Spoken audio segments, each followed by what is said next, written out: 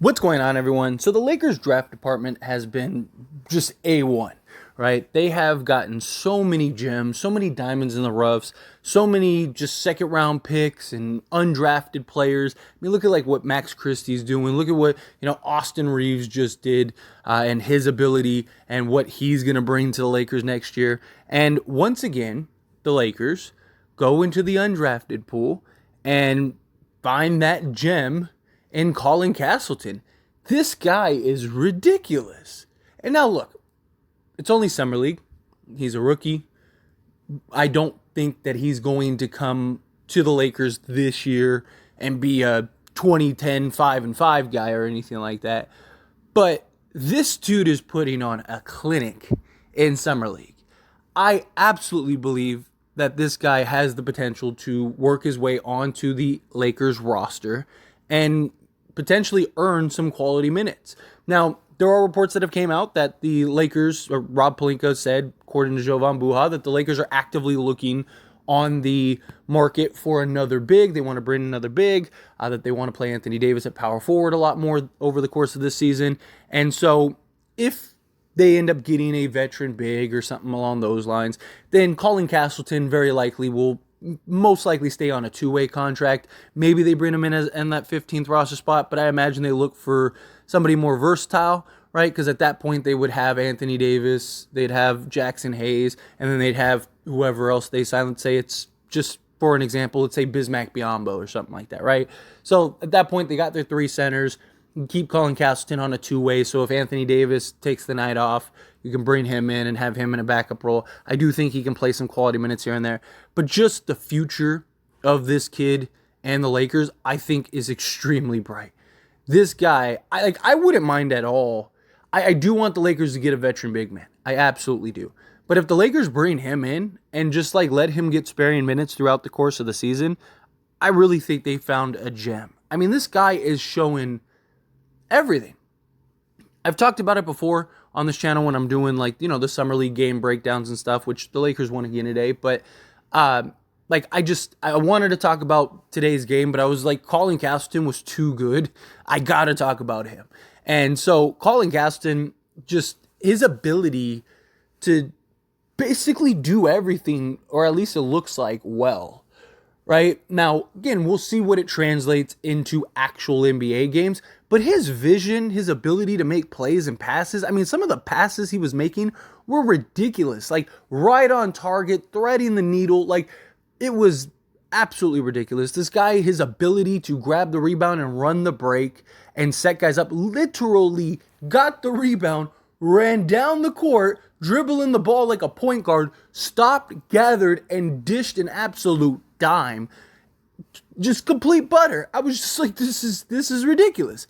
And then his ability to affect shots on the defensive end, generate blocks, get rebounds. He's a guy that I really do think he can be a Marc Gasol level player. Right? Like Marc Gasol was a, defensive player of the year type player, although there's a lot of controversy about his defense player of the year, but still he was a really good defender, but a guy that you could run your offense through at times, could knock down the mid-range, which we saw Colin Castleton's ability to knock down the mid-range, shoot the free throws, stretch out a little bit to the three-point line. He's got a good shot. He just needs to build the reps and the consistency on the three-point shot, which I fully expect him to, because again, he looks like he's hardworking. The guy has the shot that looks like, okay, he just needs to get the reps in, right? And if he develops, and I'm not saying he has to be elite, I'm not saying he has to be 40% from three, but if he can just be respectable, can he just get to league average, which is 35% from three? If he can, this dude's going to be tough. This guy's going to be really tough. Because again, how do you, it's the problem with guys, like Marc Gasol, and I'm not comparing him to Jokic, but Jokic as well, in the sense of the versatility that those big men have, right? I'm not saying Colin Castleton will be as good as Marc Gasol. I'm not saying he's going to be as good as Jokic. I'm not saying anything like that, but I'm saying the versatility and what makes those guys tough. Pau Gasol also, right? What made them difficult is you were always on your toes. Is he going to back me down and just shoot over me? When he has me in a post up, or he has me on the elbow or on the block, like, is he just going to shoot over me? Is he going to shoot that mid range? Or is he going to pump fake and drive to the hoop and, get an and one? Is somebody cutting behind me and he's just going to drop this precision pass right to the guy, right? It makes things so difficult for the defense on these type of players because you don't know what they're doing. They're always surveying, right? You see him, he's quick and decisive with his decisions, right? You'll see him, the Lakers will drop the ball down in the post to him. You see him look over and survey, and then within a second, he's made his decision.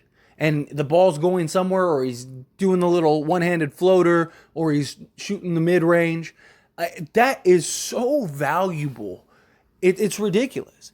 And I want to calm expectations. I'm really hype on him. And I was hype when the Lakers got it. Like, I was like, this could turn out to be the Lakers' best pick. And what's even funnier is, just like Austin Reeves could have gotten drafted and decided, no, I don't want to get drafted, I'm going to go to the Lakers, Colin Castleton did the exact same thing. Exact same thing. He could have gotten drafted and said, nah, hard pass, I'm going to go play for the Lakers. And now he's playing for the Lakers and he's balling out. But again, I want to calm expectations. I don't want it to sound like I'm saying he's the next great big in the league and watch out, in 5 years he's going to be, top 2-3 big in the league. I'm not necessarily saying that. Could it happen? You never know, right? Like, there's all these promises for so many guys. You never know how somebody's going to evolve, right? Jokic was taken late in the second round, and now look. You never know, right? He could end up, he's a little older, so he's got a good maturity to him. He's got a good discipline. He's very versatile. Like, he could end up being maybe not top 3, but could he be top 10? Right? Could he be a top 10 center in the league? I don't think that's something that's that far-fetched, right? So I want to be realistic, right? So, like, let's say he's just the guy that he is right now, but grown up.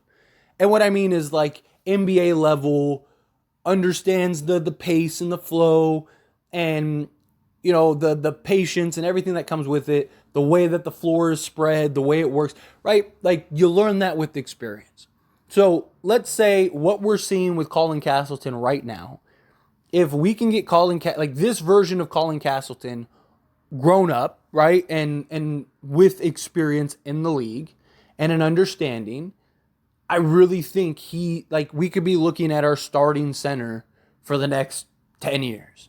Like, this guy really has a world of potential. And I really think that this is a guy that can make an immediate impact this year. I don't know if he'll get the opportunity this year, especially with the Lakers. They're trying to win an NBA championship. Not only are they trying to win an NBA championship, but they're looking for a more reliable big, which is completely understandable, right? Like, you already have Jackson Hayes, who is the young, raw development guy, right? He's the guy that you want to grow and develop. Colin Castleton, he still is raw, he still needs development, but he's just very profound for a guy that is a rookie. You know what I mean? He's 23 years old, right? So he's not some 19-year-old kid where it's like, man, like, dude, this guy, give it. So he should be, at his age, with his experience, being a 5-year college player, he should have that maturity, that understanding, that pace, the intangibles that a lot of these younger guys just don't have, right? Like, he's still raw. He's still, like, I don't think you plug him in as your starter day one. But, like, if he's our third center behind Anthony Davis and Jackson Hayes during the regular season, I'm totally okay with that. The only reason I want a veteran big is primarily for the playoffs, right? 4 minutes left, game 7. Do you really want to trust Colin Castleton or, Jackson Hayes if you need another big man, right? No, right? That's not what you want. You want somebody that has been there, done that. Like think of, like one of the things that was so successful about Dwight Howard and JaVale McGee the year that we won in 2020 was because they were veterans. They did have the understanding. They were hugely impactful. Whether they played 3 minutes or they played 30 minutes, they knew how to impact the game because they had all those years of experience, especially Dwight Howard, being in NBA Finals, being the number one guy on a team that was a contending team, being the best center in the league at one point. Like, all those things gave him experience for those moments, for those big moments, being in that spotlight. Like, this was light work, because now it's like, I'm not the best player. I don't have to be the best player. I just got to go out and hoop. Like, this is cake, right? And Dwight Howard was so comfortable in that position and just in that role. And so that's why I think the value of a veteran big is important. But even if like we do what we did with Tristan Thompson, where it's like, we got Jackson Hayes, we got Colin Castleton, you got Anthony Davis, and, right before the playoffs, 10 days before the playoffs, 10 games, because you want to get them a little reps, right? Some reps. 10 games before the playoffs or whatever, you go and bring in like a DeMarcus Cousins or something like that and have him just there as break glass in case of emergency, then cool, perfect. I'm okay with that. I really like what we're seeing with Colin Castleton. I mean, seriously, this is a guy that just can do everything. I mean, and that's what makes him so great. His versatility and his ability to just really impact the game in several ways. And that's what I think will make him special, right? Because if he is having an off night offensively, he can still play defense and impact the game on the defensive end. He can still, make plays and passes and get guys involved on the offensive end. So if he's having a rough night, right? Like you see guys like Joel Embiid, and it's like at times he'll just completely disappear, but he still has the defense. Anthony Davis at times will just completely disappear, but you can still rely on his defense, right? So that is something that I think Colin Castleton, it's like, oh, well, you can rely on his defense, but you can also rely on his playmaking and his passing ability and stuff like that. He still needs better discipline, right? He's one of the things about Colin Castleton that's a negative throughout this summer league is the foul trouble, right? Staying disciplined, don't fall in for the fakes, just standing your ground, using your length, keeping your hands up, right? He's averaged like 5 fouls a game during summer league, but like this game, for example, it's the efficiency, So, the Lakers won. They're 2-0 so far in Las Vegas Summer League. Colin Castleton had 21 points, 14 rebounds, 3 assists, not to mention all of the hockey assists. And he had like 3 or 4 dimes where guys just missed. He had 2 to Lewis, and Lewis just blew the layup. One of them he got fouled on, like clearly he got fouled on. And then another one was to, who was it, Fudge or somebody like that. And the guy just ended up missing the layup. Otherwise, he probably would have had like 6 or 7 assists. But again, 8 of 13 from the field, so efficient. This is a real basketball player. This guy is real nice. And I don't know. I'm excited. I really think the Lakers got themselves a gem. I really do. I really think the Lakers I just did it again. I really do. But anyway, as always, this is a discussion, so I pass the question on you. Let me know your thoughts and opinions down in the comments below. Do you agree? Disagree? How do you feel about Colin Castleton and so far in this summer league? How do you feel? Whatever your thoughts are, I'd love to hear it. Let me